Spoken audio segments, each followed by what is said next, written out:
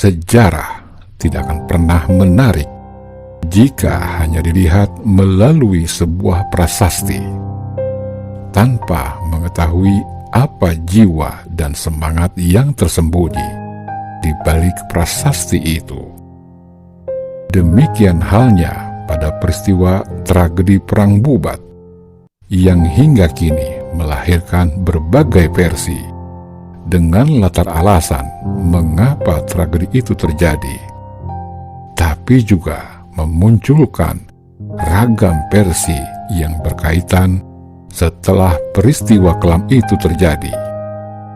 Tayangan ini kami buat bukan untuk membuka luka lama dan melestarikan dendam yang terwariskan, melainkan diharapkan bisa mengakhiri pemikiran-pemikiran masyarakat yang masih terkukung akan masa lalu.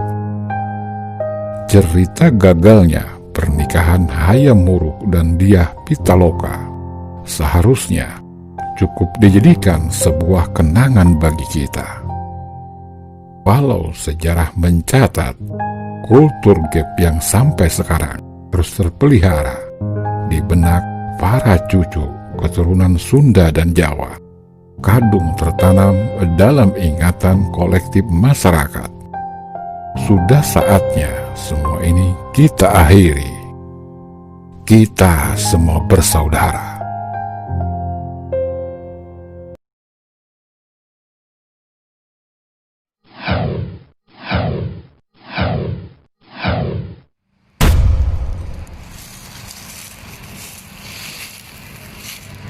Sahabat Akarimba dimanapun Anda berada, baik yang nyata maupun yang gaib. Jumpa lagi dengan kami YouTube channel Akarimba. Pada video kali ini kami akan mengisahkan tentang Mahapati Gajah Mada dari Kerajaan Majapahit pada masa kepemimpinan Prabu Hayam Wuruk.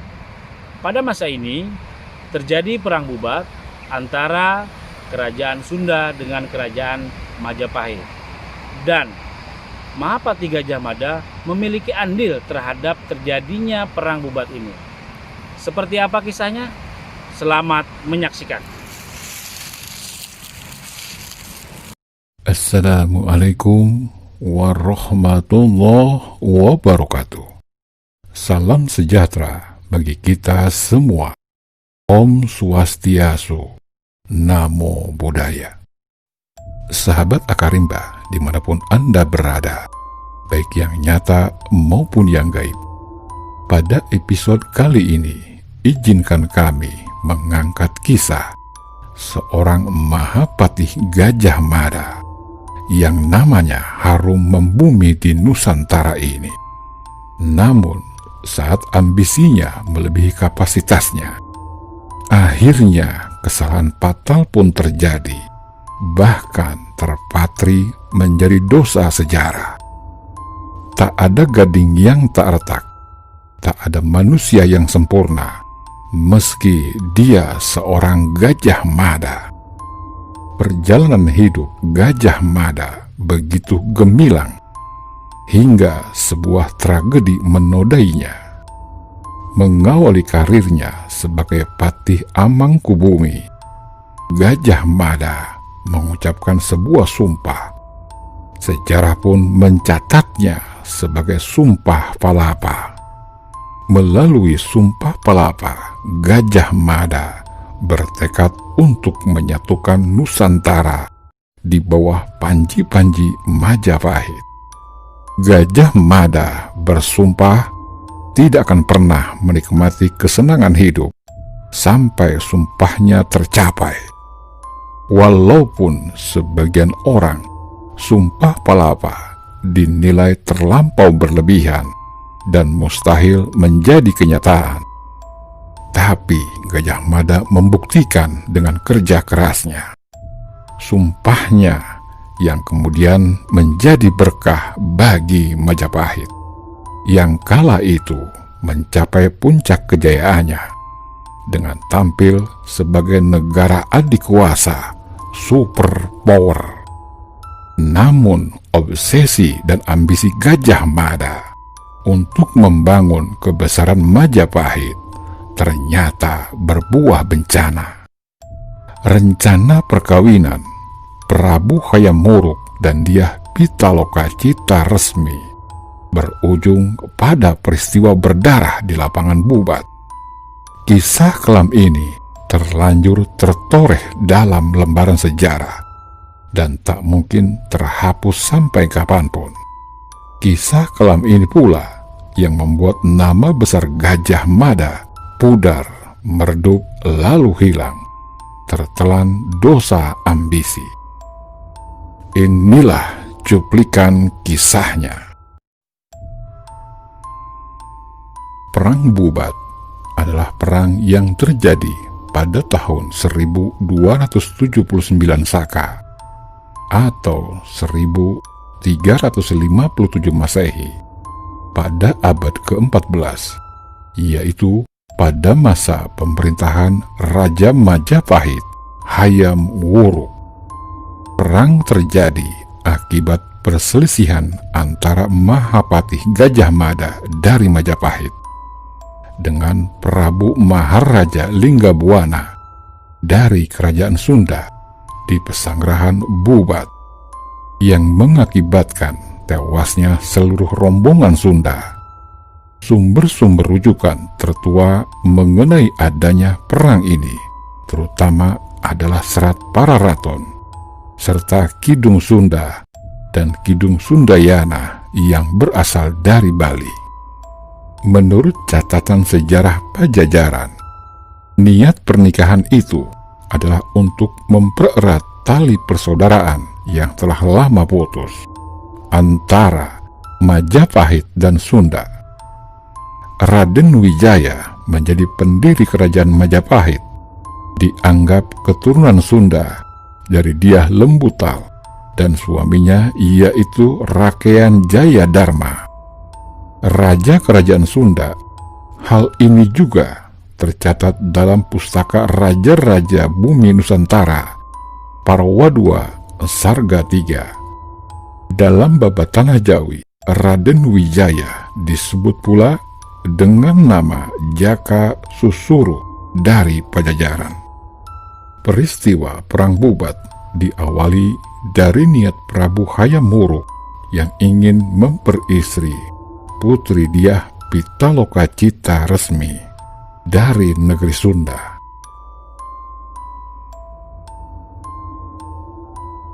Jauh hari sebelumnya, beberapa utusan telah dikirim ke beberapa negara bawahan dan negara sahabat atas perintah Ibu Suri Sri Gitarja Tribuana Tunggal Dewi untuk mencari gadis sebagai calon permaisuri mendampingi Prabu Hayam Wuruk. Dan para utusan itu pun telah membawa lukisan gadis-gadis dari anak para raja-raja dan pendeta.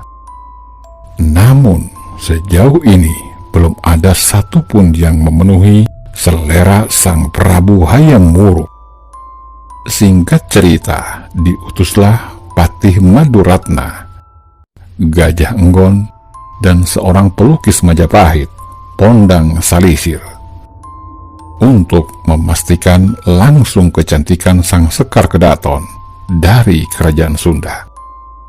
Dalam perjalanan menuju Kerajaan Sunda itu, pelukis Majapahit melihat seorang yang sedang melukis di Sungai Jalatunda. Ia pun berhenti menyaksikan seorang yang sedang melukis gadis yang teramat cantik itu. Lukisan itu pun seperti hidup nyata.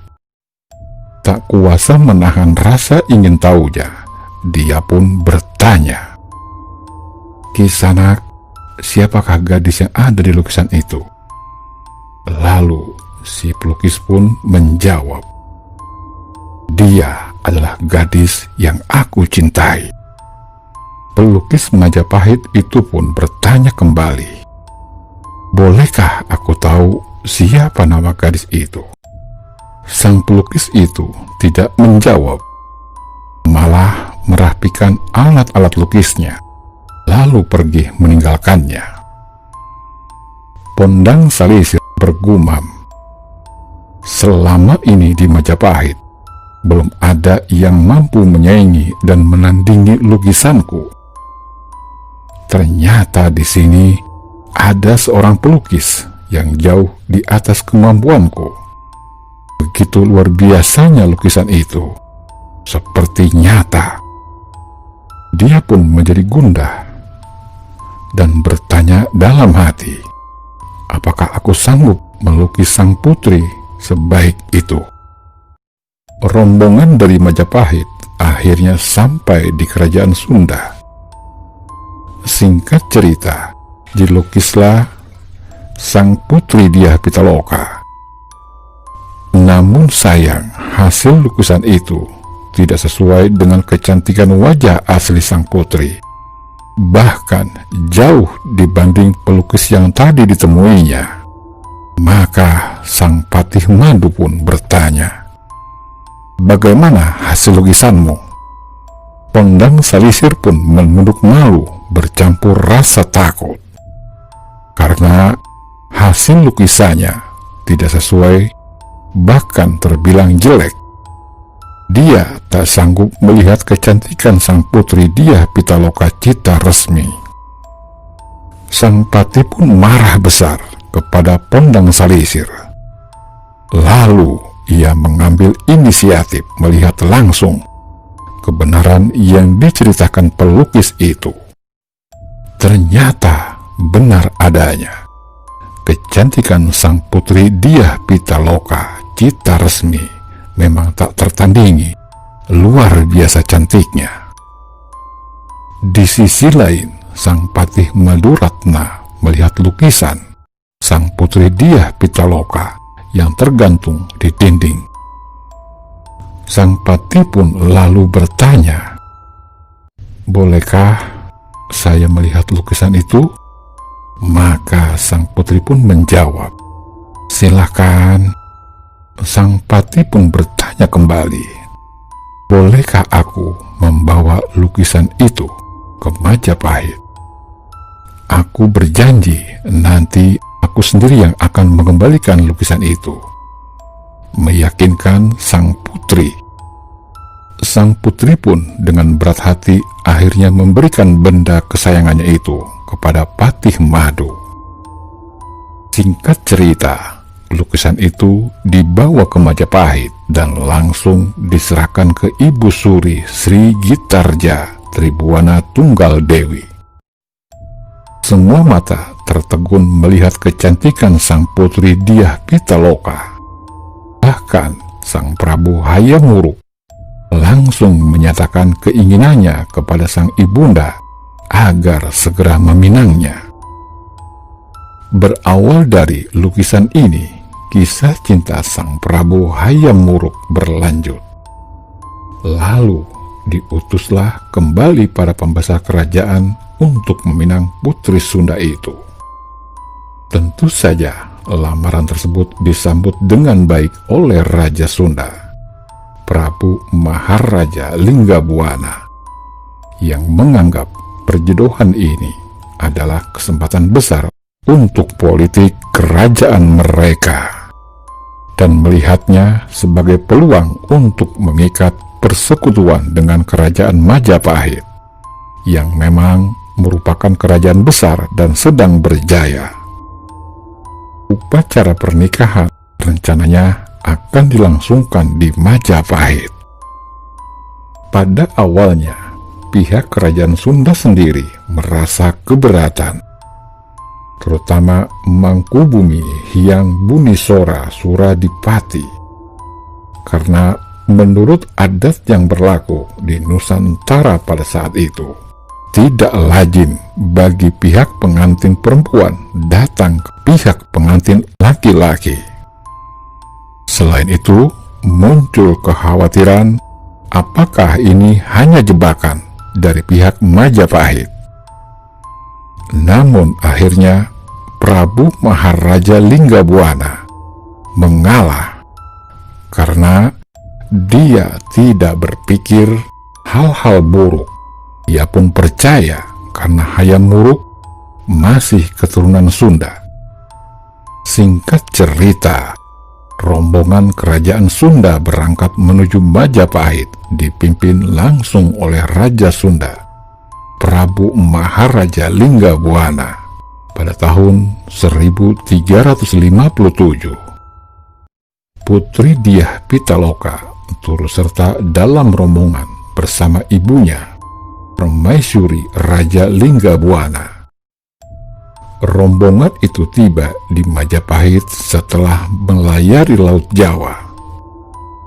Setibanya di tempat tujuan, rombongan kerajaan Sunda mendirikan pesanggerahan di lapangan Bubat di bagian utara Trowulan, ibu kota Majapahit. Mereka menantikan jemputan dari pihak Majapahit serta upacara kerajaan yang pantas layaknya sebuah pernikahan kerajaan. Sementara itu, kabar kedatangan rombongan itu disambut gembira Raja Hayam Wuruk dan para petinggi kerajaan.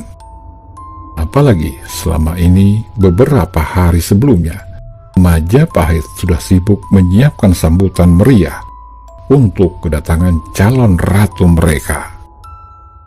Raja Hayam Wuruk bersiap menyambut rombongan ke lapangan Bubat. Namun Gajah Mada mencegah dan meminta Hayam Wuruk untuk menunggu di istana saja, dengan alasan kedatangan Hayam Wuruk ke perkemahan hanya akan merendahkan martabat Majapahit. Lalu sang pati pun ditugaskan menuju alun-alun menyambut rombongan Raja Linggabuana. Saat di perkemahan itulah konflik bermula. Gajah Mada menyambut para tamu dengan caranya sendiri. Ia meminta kerajaan Sunda tunduk pada Majapahit sebelum pertemuan antara Linggabuana dan Hayam Wuruk terjadi. Mahapati Gajah Mada menginginkan putri Sunda sebagai hadiah persembahan, karena Gajah Mada memandang peristiwa ini sebagai sebuah kesempatan untuk menaklukkan Sunda di bawah kekuasaan Majapahit, dan bersikeras bahwa sang putri tidak akan diangkat menjadi Ratu Majapahit, tetapi hanya menjadi selir yang dipersembahkan untuk Raja Majapahit sebagai tanda takluknya kerajaan Sunda di bawah kekuasaan Majapahit. Tentu saja pihak Sunda tidak setuju dan amat marah karena merasa dipermalukan oleh tuntutan Gajah Mada yang sungguh keterlaluan ini. Mereka pun lalu mengibarkan bendera perang. Gajah Mada dilaporkan telah mendesak Hayam Wuruk untuk menerima Dyah Pitaloka bukan sebagai pengantin, tetapi sebagai upeti negeri Sunda.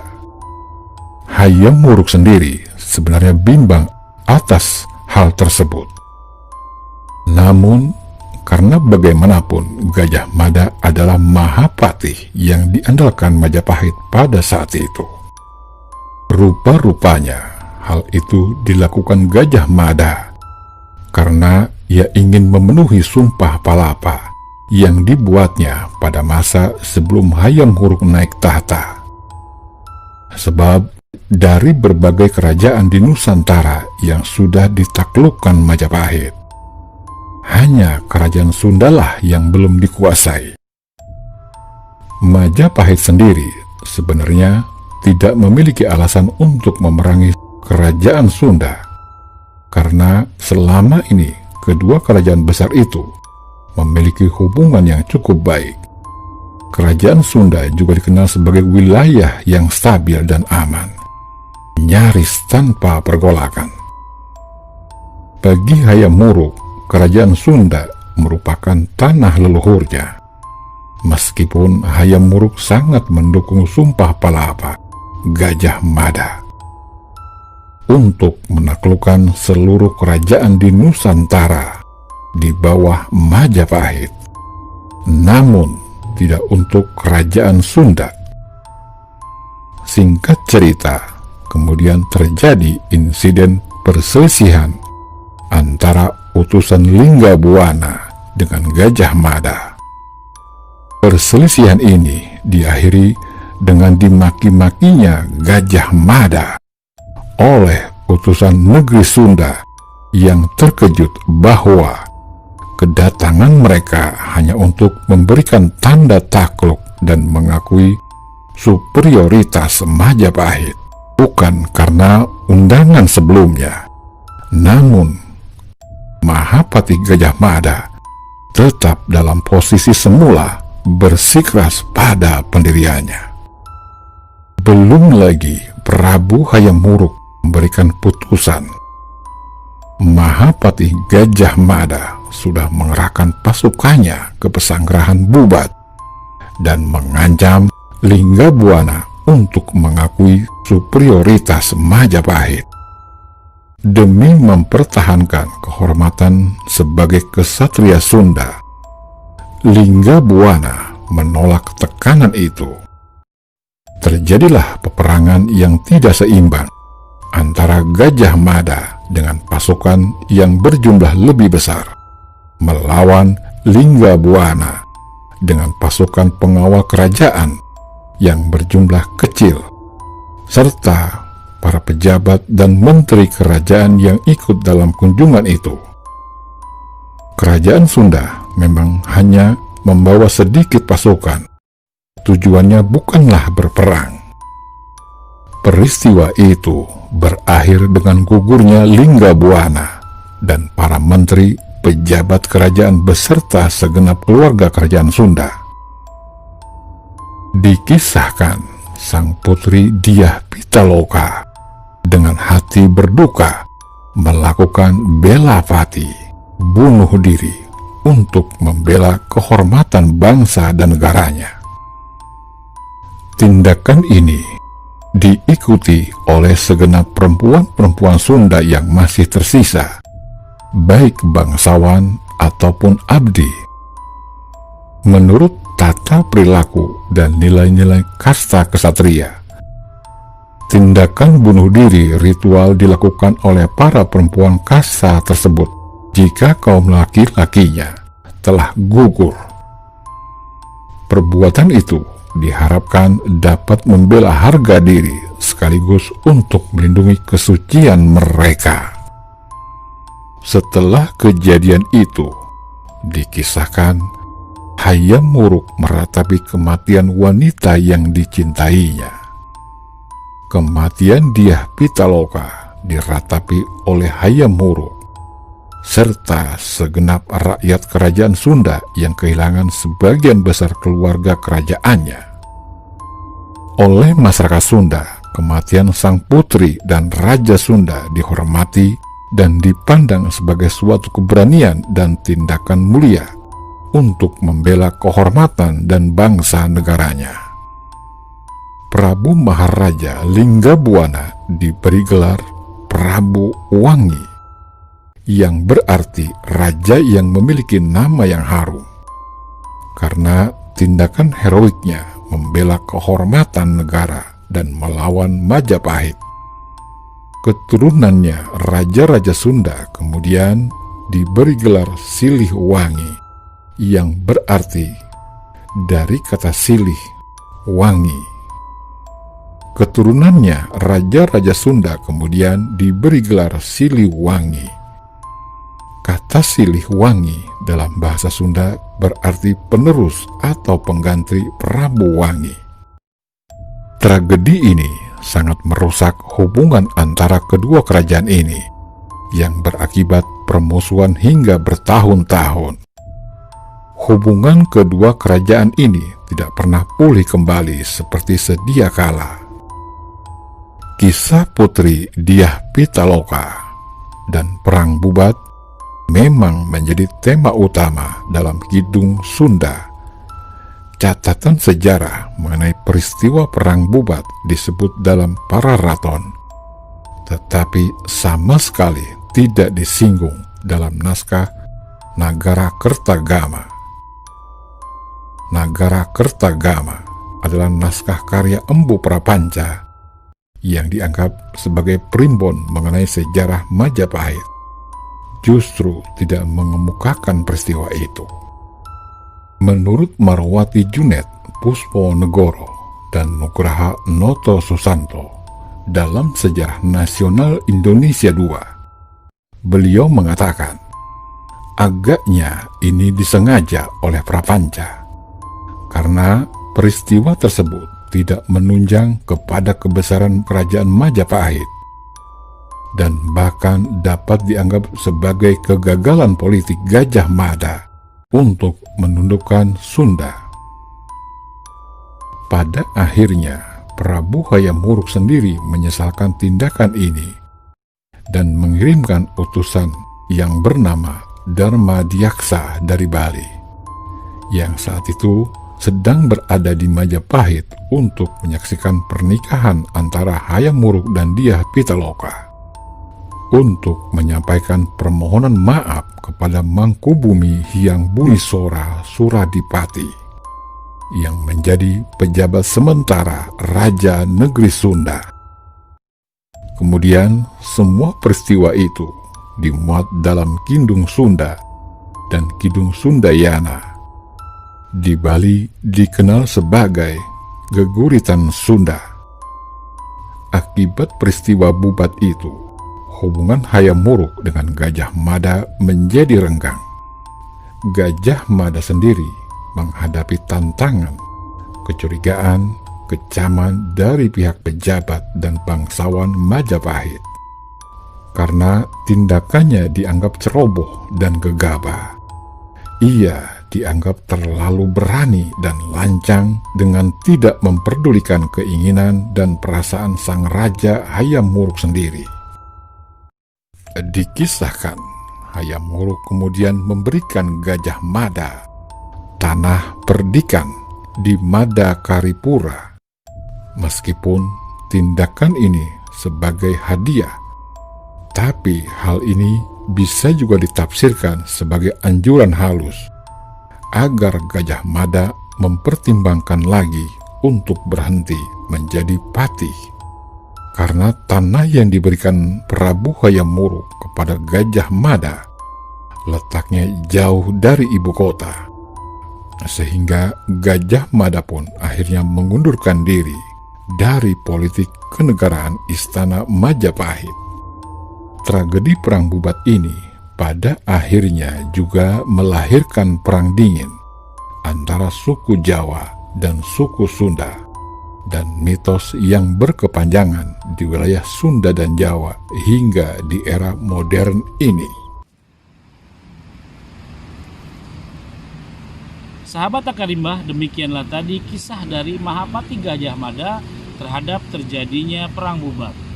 Dan kepada seluruh sahabat Akarimba, kami ucapkan terima kasih sudah mengikuti dan menyaksikan video-video kami. Dan jangan lupa untuk memberikan komen dan like, juga subscribe di setiap video-video kami selanjutnya, karena itu merupakan penyemangat kami dalam berkreasi menyajikan video-video kami berikutnya. Salam cinta leluhur Nusantara. Demikian cuplikan sejarah sang legendaris Mahapati Gajah Mada. Semoga menggugah hati kita dan menjadi bahan perenungan bersama bahwa kesombongan mutlak hanya milik Allah. Kesuksesan yang kita raih semata karena atas izinnya, bukan sepenuhnya hasil usaha diri. Mbah Jagat Nurjati mengatakan, kesombongan adalah selendang Allah. Kita tak berhak menyandangnya. Menyombongkan diri lantaran merasa paling berkuasa merupakan perselingkuhan yang menodai kesetiaan sebagai hamba Tuhan. Sebab pada dasarnya manusia bukan apa-apa dan tak berhak memiliki apapun kecuali atas perkenannya. Ingat, di dalam dirimu ada samudra yang sangat luas. jika luasnya itu tak tampak dalam jiwa yang tenang dan membantu jiwamu untuk tunduk dan patuh kepadanya, maka dipastikan dirimu sedang kosong dan masih tersesat di jagat raya omong kosong ini. Wallahu alam bissawab. Salam cinta leluhur Nusantara. Wabillahi taufiq wal hidayah. Warido wa inayah. Wassalamualaikum warahmatullahi wabarakatuh.